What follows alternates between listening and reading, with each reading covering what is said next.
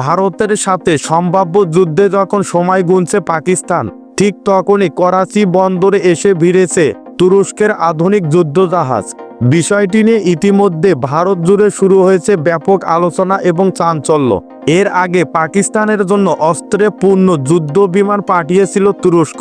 তুরস্ক অবশ্য জানিয়েছে তারা পাকিস্তানে কোনো অস্ত্র সরবরাহ করেনি, বরং এই যুদ্ধ জাহাজ সফর দুই দেশের নৌ সম্পর্ক জোরদারের অংশ। কিন্তু ভারত এই ব্যাখ্যায় সন্তুষ্ট নয়, বরং অনেক ভারতীয় চাচ্ছেন প্রধানমন্ত্রী নরেন্দ্র মোদী যেন তুরস্কের সঙ্গে সম্পর্ক বিচ্ছিন্ন করেন। তবে তুরস্কের সরকার বলছে এটা নিছকই সামরিক সহযোগিতার অংশ।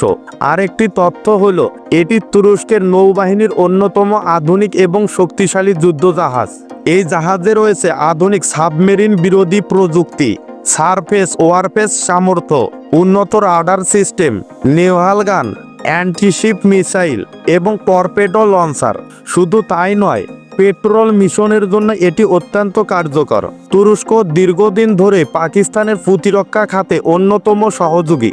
এরদোয়ান এবং পাকিস্তানের প্রধানমন্ত্রী শাহবাজ শরীফের মধ্যে রয়েছে কঠিন কূটনৈতিক সম্পর্ক। দুই দেশ একত্রে যুদ্ধজাহাজ এবং সাবমেরিন তৈরি করেছে।